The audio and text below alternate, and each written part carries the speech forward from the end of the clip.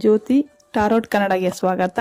ಯಾರೆಲ್ಲ like ಮಾಡ್ತಾಯಿರ, comment ಮಾಡ್ತಾಯಿರ, ಇನ್ಸ್ಟಾಗ್ರಾಮಲ್ಲಿ follow ಮಾಡ್ತಾಯಿದ್ದೀರಾ, ಯೂಟ್ಯೂಬಲ್ಲಿ ಸಬ್ಸ್ಕ್ರೈಬ್ ಮಾಡ್ತಾರೆ, ಎಲ್ರಿಗೂ ತುಂಬ ತುಂಬ ಧನ್ಯವಾದಗಳು. ಇವತ್ತಿನ ದಿನ ಏನಪ್ಪ ಅಂದರೆ ಶ್ರೀ ಗುರು ರಾಘವೇಂದ್ರ ಸ್ವಾಮಿಗಳ ಸಂದೇಶ ಏನಾಗಿದೆ ಅಂತ ನೋಡೋಣ. ಪೂಜ್ಯಾಯ ರಾಘವೇಂದ್ರಾಯ ಸತ್ಯಧರ್ಮವ್ರತಾಯ ಚ ಭಜತಾಂ ಕಲ್ಪವೃಕ್ಷಾಯ ನಮತಾಂ ಕಾಮಧೇನುವೆ.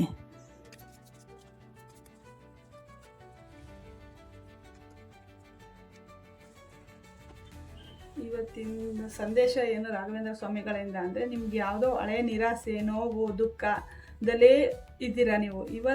ಅದನ್ನು ಬಿಟ್ಟು ನಡೆದಾಗ ನಿಮಗೆ ಸ್ನೇಹಿತರಿಂದ ಆಗ್ಬೋದು, ಸಂಬಂಧಿಕರಾಗ್ಬೋದು, ಅಥವಾ ಮನೆಯವರಿಂದ ಆಗ್ಬೋದು ಒಳ್ಳೆಯ ಸಹಕಾರ ಸಿಗುವಂಥದ್ದು ಮತ್ತು ಸಂತೋಷದ ವಾತಾವರಣ ಆಗುವಂಥದ್ದು ಸೂಚನೆ ಕೊಡ್ತಾ ಇದೆ ಈ ಕಾರ್ಡು.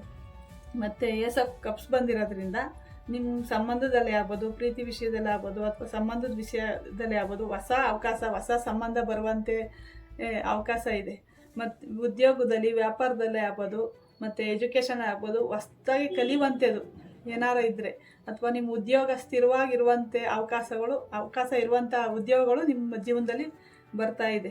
ಅದು ಅತಿ ಶೀಘ್ರದಲ್ಲೇ ಬರುವಂಥ ಚಾನ್ಸ್ ಇದೆ. ಯಾವಾಗ ಅಂದರೆ ನೀವು ಹಳೆಯ ನಿರಾಸೆ, ದುಃಖ, ಬೇಜಾರಿಂದ ಆಚೆ ಬಂದಾಗ ನಿಮ್ಮ ಲೈಫು ಸಮೃದ್ಧವಾದ ಜೀವನ ನಿಮ್ಮದಾಗುತ್ತೆ ಅಂತ ಈ ದಿನದ ಶ್ರೀ ರಾಘವೇಂದ್ರರ ಸಂದೇಶ ಆಗಿರುತ್ತೆ ಅಂತ.